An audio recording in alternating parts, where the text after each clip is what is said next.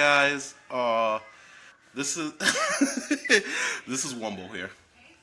We are kind of introducing the Good Company cinematic universe right now, and I'm leading it off, being the Red Ranger of the group. But nah, in all serious, like we're gonna start branching out into like YouTube video, more TikTok content. I know you've seen the TikTok with Dewey, and we're just gonna start like expanding our reach. Hopefully you'll like this one. This one is gonna be based on the they're remaking the trilogy for PS5. There's theories that the PS6 is coming out, but we're focused on what is existing right now, so the PS5, and we're just gonna dive on in.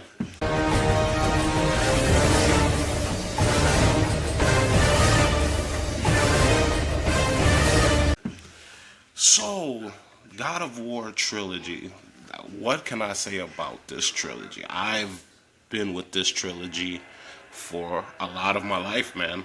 I have a vivid memory of trading in about 20, 25 games to go to GameStop to try to purchase God of War 2. Terrible, terrible, terrible trade. Very bad trade off. I traded in a bunch of games. I love God of War 2, one of the best games of all time. But still, from the last episode to this episode, GameStop. So, yeah. But back to God of War. God of War has been in my life for so long, and I'm really glad that they're remaking it. It's been one of those games that people have constantly been talking about. Yo, we need a remake. We need them to remake the original trilogy, especially with the two new games from the PS4 to 5 era, where Dad Kratos and his son Atreus. People want to experience that old God of War, because I'm a big fan of the new God of War, the new over-the-shoulder style. But that old one, that top view one, it's an experience that you can never really replicate again, because especially that era, a lot of people aren't making games like that no more. Everything has to be like the cinematic experience. Everything has to look like an Oscar movie. Everything has to have mechanics upon mechanics. Everything has to be, you have to be able to parry and block, and then you have to be able to customize your skills and do all of this. You have to spec your character. But the old God of War, it was a black guy, by the way. Don't let anybody try to tell you. He's only white in the games because of the ashes of his dead family. I'll get into that later. But he's a black guy, fueled by anger. Just whacking and smacking. He's hacking and whacking and slacking. He just whack, chopping that meat. And sometimes you just need that. Sometimes you don't need a very intense game. You don't need a game that you have to focus all of your brain power on. I'm glad they're doing a remake. There's been a lot of speculations, a lot of tweets about what's gonna happen with the new trilogy. One of the biggest conversations that they were talking about was possibly changing the whole game style of the first three and making it similar to the recent two that came out, making it an over-the-shoulder experience. And I don't know how to feel about that. On one hand, I do love the over-the-shoulder style that the new ones brought, because it really felt like a whole different game. You had to really change the way you approached a lot of enemies in this new God of War, because you couldn't see everybody similar to the top view one. If there was an enemy behind you, you have to turn Kratos all the way around, and it adds to the game. You have to be able to kind of strategically move around enemies. You can't just hack and slash people. A lot of these enemies are spec different, so you can't just, I'm gonna hold triangle, lift them up in the air, and then just square, square, square, square. You have to like roll out of certain attacks. You gotta be able to parry, you gotta be able to use your shield, you gotta have the right shield for certain enemies. So that style is cool, especially if they want to integrate it to the new games. I think that's the only thing that's interesting to me, because I want to be able to see if they were to use the new style onto the old games, what would change upon the story. There's a lot of areas in the older games that I feel like would change drastically if you use the older over-the-shoulder angles. Like, for an example that's coming to mind, God of War 3, when you're going through Hera's garden, it's sort of like a maze, and you can't really, that way the angles are, you can't really, you can see a lot of the garden that's in view, but if you were to do it over the shoulder, you wouldn't be able to see a lot of the puzzle abilities in, not the puzzle abilities, but be able to solve the puzzle from the over the shoulder view, because you're not, it's kind of cutting off your view of the wider range of the garden. So that's why the top view works better for areas like Harrah's garden, but it may not be able to work if you did it over the shoulder. So that's just one instance. But either way, over the shoulder, top view, I'm interested in the game because this game has produced some of the greatest cutscenes, greatest moments in gaming history. Kratos is just a certified badass, man. Kratos has just always been that guy that people, I guess, like alpha males kind of attract to, because he's fueled off of rage and anger, and he feels like he's being betrayed by everybody, which in a sense is true. Father tried to kill him in the second game, based off of a prophecy that his son would kill him and take his place. And then it was sort of self-fulfilling prophecy, because him doing that made Kratos was like, yo, fuck my dad. This dude tried to kill me, so now I'm about to go at him. I'm about to go at his rack with the Olympic sword. So that's just one instant. Top view, over the shoulder view, that's okay with me, either or. I just want them to stay truthful to a lot of the game's story, because I feel like God of War 1, 2, and 3 was really special for its time. Not special for its time, but it's really refreshing to see a story play out through 3 games, and you're invested in a lot of these games, and you're seeing the game grow through each title. Because I remember playing God of War 1, and God of War 1 looked cool for the time, and then you look at God of War 3, and it's a cinematic masterpiece. You're fighting these 100 feet giants, which is kind of Kratos' MO. He's a giant killer, and I just want them to stay faithful to the series. I just want them to stay faithful and incorporate a lot of the things that people love from the old games. One thing I do hope they still keep is that throughout the games, Kratos would kill enemies, boss enemies, and he would acquire their abilities throughout the game. So you're kind of, by the end, you have a Kratos with just a whole bunch of unique abilities. Like in the first game, you fought Medusa, and you were able to use her head to turn enemies into stone. So that part was cool. In the third game, you were killing gods. You were able to use Hades' I don't know what they were. They were like throwing daggers or whatever, and you can snatch people's souls and stuff. You get Hercules gauntlets after you mash his face into potato salad. Potato salad is nasty, by the way. I'm not a big fan, but some people like potato salad. So yeah, God of War, the trilogy. I'm really excited for it. It's gonna be a game that I probably don't pre-order, because pre-ordering games are stupid. The games are never gonna run out. If a game sells out physically everywhere in the world, I can just log into my PlayStation, type in my information for my card, and buy the game. It's never gonna run out. Don't pre-order games. Don't be a sheep. You're not sheep if you pre-order games. I don't want to be mean, but just don't. Just don't do it. It's not a good. One thing I want to talk about in terms of what I would want from God of War, well, the new remake of God of War, if we're talking about over-the-top gameplay and then over-the-shoulder. The over-the-top gameplay was considered hack and slash, like very boring when you look back in retrospect. But I don't know. Like I said before, sometimes you need a game that you don't have to really think too much. I think the problem with a lot of games nowadays is that games are too intensive and requires too much attention for the average person who's working a 9 to 5 to be able to just kind of not play it for a couple days and then play it, and then I gotta remember, oh wait, this enemy requires me to use this weapon, and then I have to parry this enemy only the second strike. It's too much. For the old God of Wars, I remember there'd be times I couldn't beat a level. I turn it off for a day, come right back, and then I'd be able to beat it. And it didn't feel like I had to relearn the game. That's a big disconnect that I feel like a lot of game companies are not realizing, that a lot of the people that are playing nowadays, they have jobs, they have children, they have families they want to keep over gaming. So they have to be able to make these games sort of streamlined for the average person. Because at the end of the day, we all want a game. We just don't have the time for it. If I could game 24 hours a day, I probably won't. I'll probably take like 6 hours of the day, 7 to game. Single player game and then gaming with the boys. We've been hopping on Rainbow lately. I got a 3-piece, 3 kills. Pretty mediocre, but I'm happy. Still stretchy. So over the top, we get in hack and slash, very simple, streamlined games for people who don't really want to commit too much time into a game but still want to be able to have the experience of playing games. And the over the shoulder view, it's fun.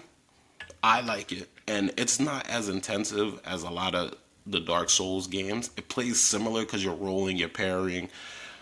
You can spec your character certain ways. But it won't take up a lot of your time to have to learn how to play your character every so often. If you had to sit down and not play it for like 3 days and then hop Thursday, you'll be able to jump right back in and not have to worry about, oh my God, what am I supposed to do here? Oh yes, this. So if I had a preference, I'd probably go the hack and slash way. Simply because I feel like people just want to experience what it was like to play those games back in the day. If you revamp it, it's just like you're kind of trying to add to the new era of God of War without paying tribute to the old era of God of War. Because it's also confirmed that the old voice actor is coming back to play Kratos, which I'm really excited for. Shout out my boy T.C. Carson. Does a great Kratos, young Kratos. Also, Christopher Judge does a great old Kratos too. There's nothing wrong with either Kratos. They all make up the tale of Kratos. Insert last name. I don't think he has a last name. Something Greek. Something Greek about something with a little like those little apostrophes or something. I would assume. Anyway, and then story. Anyway, so story. Everybody, I think people know the baseline of Kratos' story. People have seen the quick time event of him pushing his daughter away to go fight. There's a lot behind it, but basically Kratos was a general in the Spartan army, and he would go into battle, and in one battle he was going to lose against a barbarian. Funny enough, that barbarian comes back in God of War 2. But he was going to lose this barbarian. He pledges his allegiance to the God of War Ares. Ares gives him the strength. He kills the barbarian. He goes on a tirade not a tirade, but he goes on a killing spree in Ares' name. Ares sends him to a village to go kill it. That village had his family. He kills his family. He doesn't realize he's burdened by him killing his own family, his daughter and his wife. So he's kind of on this vengeance tour. It starts off by wanting to kill Ares. He kills Ares, becomes the God of War. Then in God of War 2, he becomes the God of War. He's kind of helping the Spartan army overthrow a bunch of shit because he has all these powers. You can see in the beginning he turns into a giant. Zeus is like, hold on, man. Like, I'm gonna need you to relax. Takes his powers, tries to kill him. Kratos literally is so angry he refuses to die. He drags himself from Hades. And now he's like, alright, now I gotta kill my dad.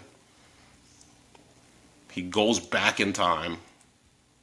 You gotta play the game. Like, I'm not trying to give you too much, you have to play the game. But he goes back in time to the moment when his dad tries to kill him. In the beginning of the second game, and then fights his dad. He doesn't. His aide, Athena. Also, yeah, Athena is kind of like his aide. She's kind of his Navi through the games. Zeus kills her trying to kill Kratos. Kratos is pissed. Third game, he teams up with the Titans. Gaia and Kronos and all of them to try to overthrow Olympus. The gods is not having it. They like, yo, this is our block. They fight back. And then I'm not trying to give you too much. I'm just trying to give you the little footnotes. And Kratos. All right. So Kratos is riding on Gaia. They're going up to Mount Olympus. He first battles Poseidon. Hades. He's like tallying off the gods. He's not intentionally trying to kill all of these gods, but they're getting in his way. So he's like, you gotta get it. I gotta get mine before I get got. Marshawn Lynch style. So he does that. There's literally a scene where the speed god Hermes, he keeps messing with him throughout the game, and he tells him, he's like, yo, Kratos is telling him, I have no business with you. Please leave me alone. He's like, haha, you can't catch me. Long story short, he catches him. He cuts off his feet so he can take his shoes. Why'd he cut off his feet to take his shoes? I don't know. But now you can run fast as Kratos. Let me adjust that so you can see. Look at my Slipknot shirt. Anyway, I gotta stop saying anyway. You like when I say anyway? I don't think you guys like when I say anyway. But anyway, he kills the gods. He finds Pandora's box. Also, if people know the story of Pandora's box you don't open, a bunch of bad shit happens. He opens it, bad shit happens.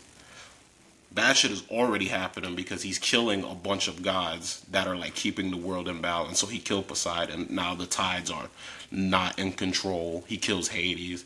Spirits from the underworld are coming and wreaking havoc all over Olympus.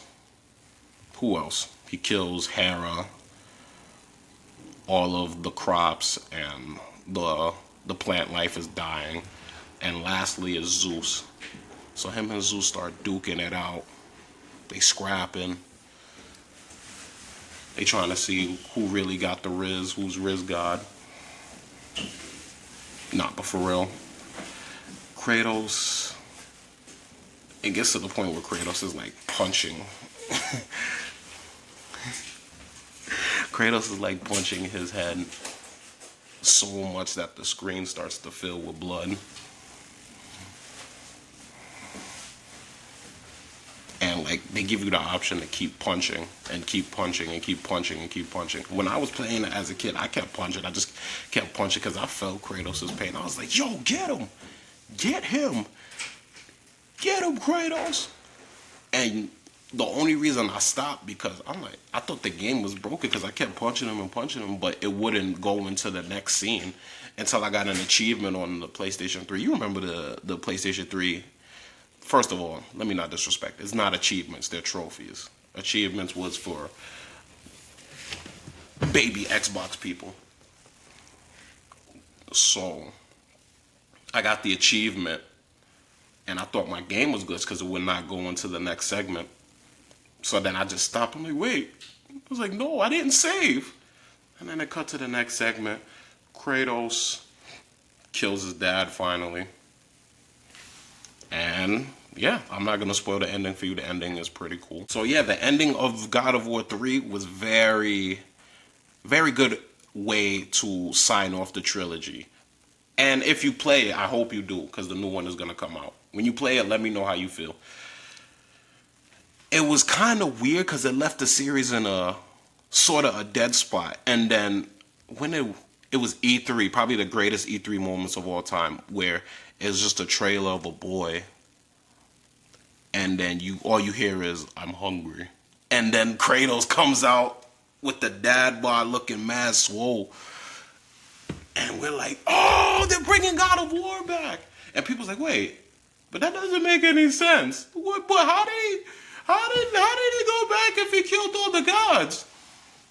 And then people who played 2018 God of War, also one of the greatest games of all time, they know that he's not in Greece anymore. He's in Norse mythology now, and he's battling the Norse gods, which I'm not too familiar with. I know Loki, I know Odin, and I know Thor, which are in the second game.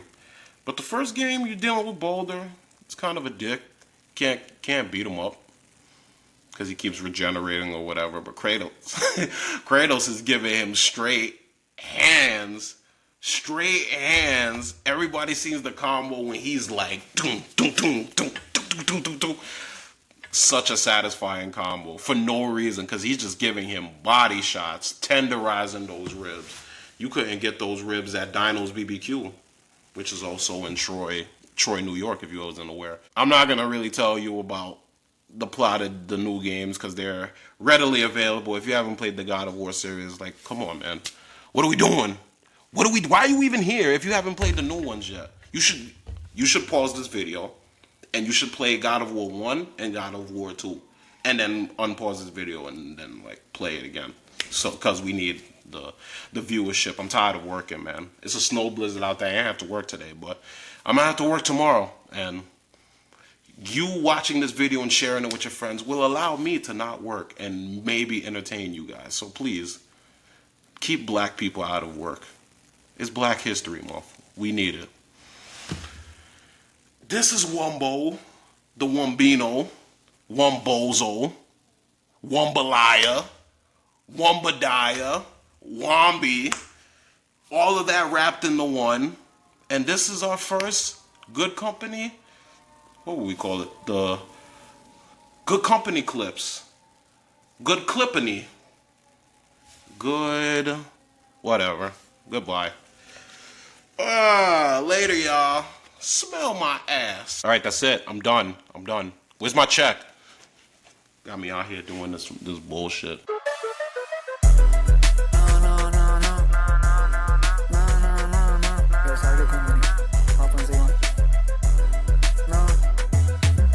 Cara, no te compares, tú y yo no somos iguales. Yo quiero mi M, no son M&M. Poniendo ante los míos es lo que conviene. El progreso y el dinero, eso solo viene. Tú tienes sazón,